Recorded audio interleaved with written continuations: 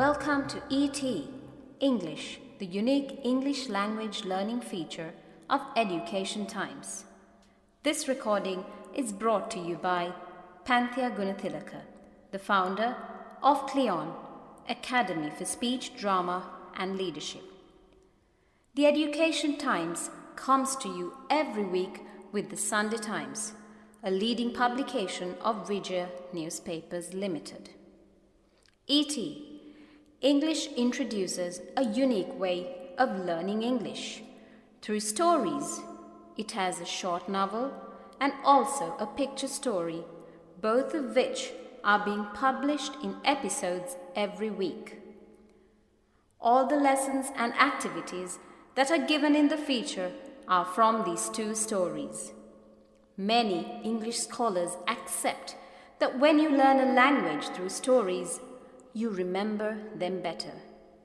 Further, the picture story will complement this by adding the visual component as well, where it will help the readers create vivid images in their minds, helping them remember those dialogues and the words through these incidents.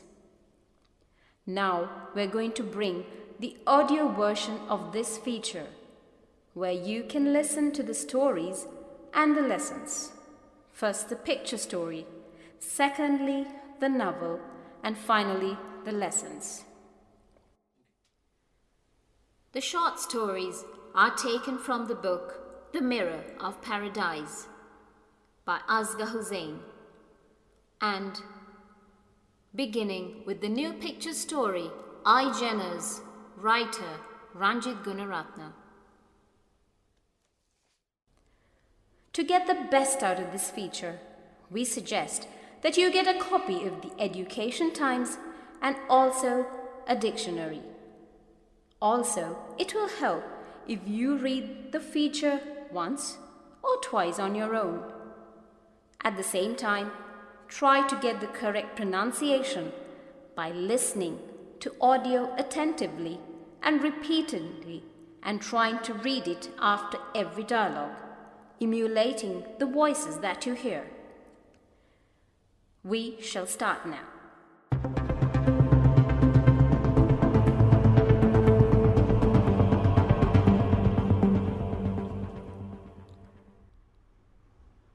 We bring you I, Jenners with episode 11, The Picture Story, writer Ranjit Gunaratna, illustrations by Anton B. Pereira. Yes. Can I help you? Yes, I'm looking for a memory card reader. Hello, Dilki. What a surprise. Oh, you seem to be everywhere.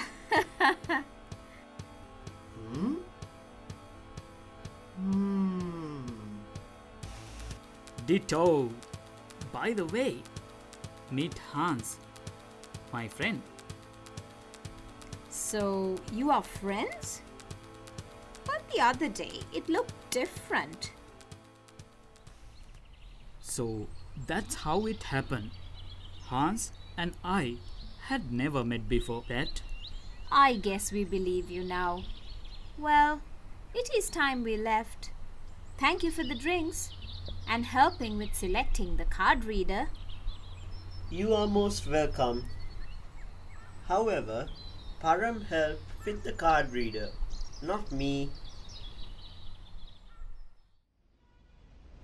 Param is a cool guy, though he doesn't talk much. Yes, I liked him too. I got his phone number. Good. Let's add him on FB too. He said he always shares info about new gadgets. Well, see you girls. We'll come to see Dilki's swimming tournament. But there is one problem.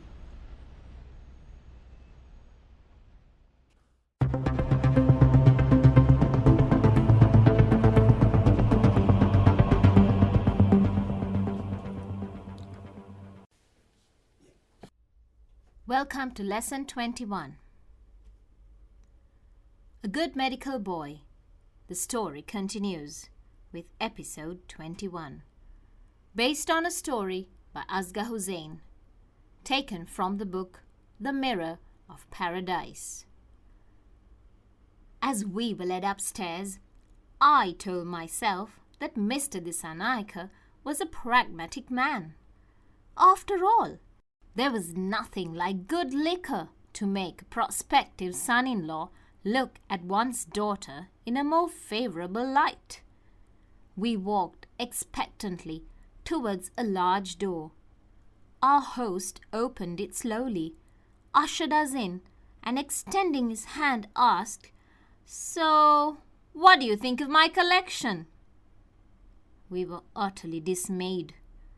What we saw before us was not a mini bar, but an astounding collection of antiques in a large room. We swallowed our disappointment, feigned interest, and said it was a very fine collection. "Oh, thank you," he said, beaming with pride. "I knew you would love it. Classy people always appreciate such things." He then led us through a guided tour of his collection. Mr. Dissanayake described the pieces with the air of a connoisseur. He seemed to be a man of refined taste who could judge good quality and style. First, he showed us a Georgian apothecary box made of mahogany, which, when opened, revealed several shelves and drawers inside. He touched it with much affection and asked, "Beautiful, isn't it?" We nodded.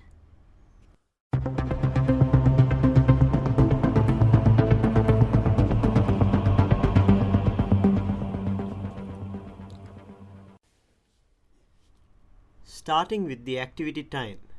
Activity 1. Read the text and underline the appropriate contextual reference within brackets. First one, contextually, I in line 1 refers to Rajpal. Number 2, our host in the second paragraph is Mr. Dissanayake. 3, an astounding collection refers to a collection of antiques. Fourth one, classy people always appreciate such things, was said by Mr. Dissanayake. Fifth one, in the sentence, he touched it with much affection.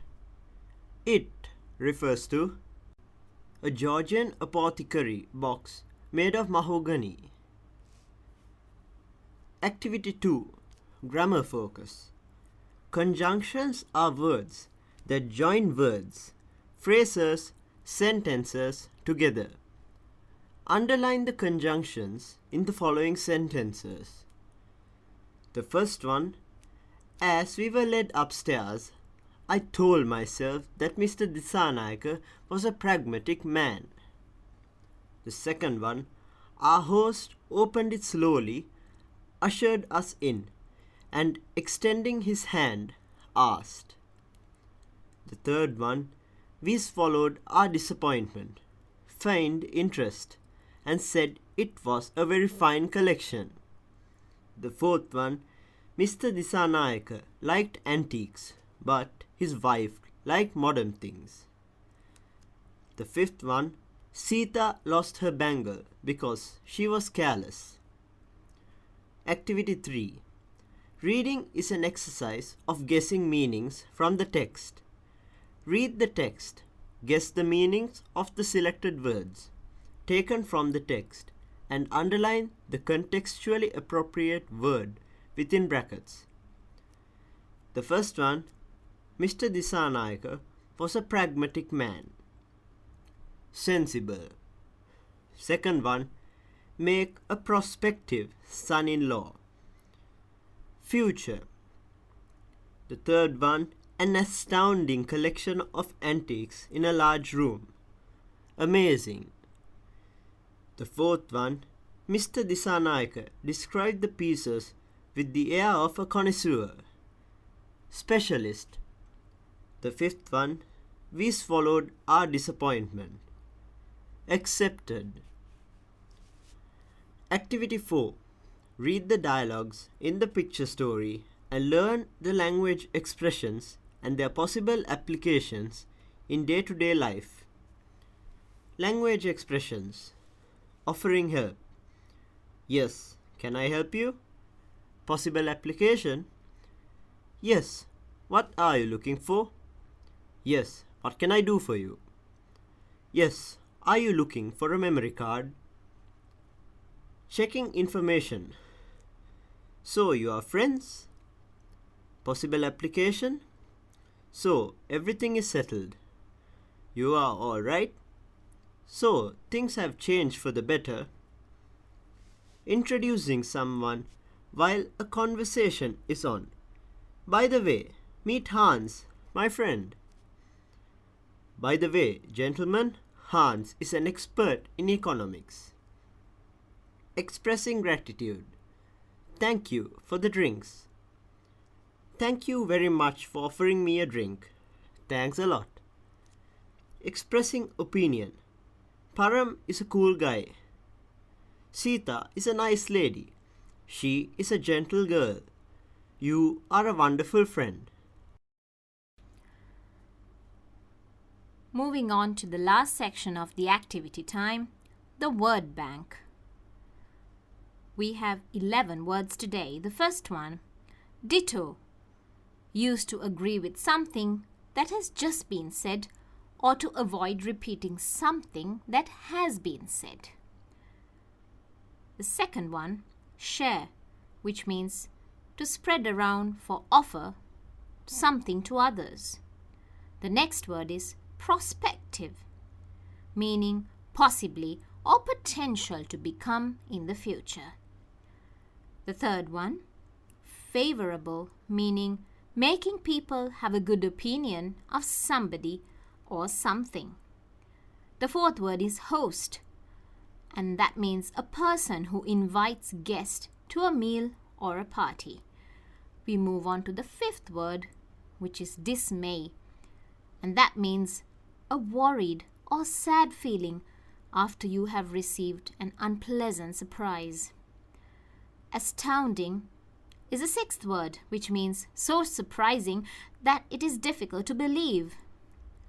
Seventh word is expectantly, which means in a way that shows you're hoping for something, especially something good or exciting.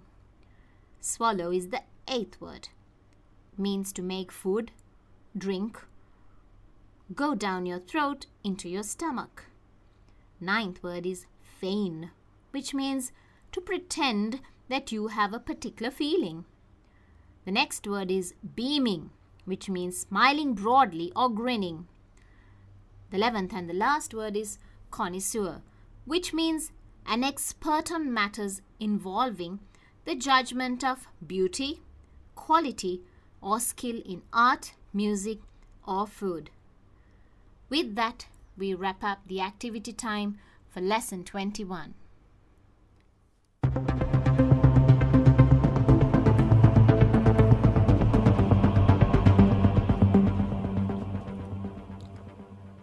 Dear listeners, thank you very much for taking the time to listen to our recordings.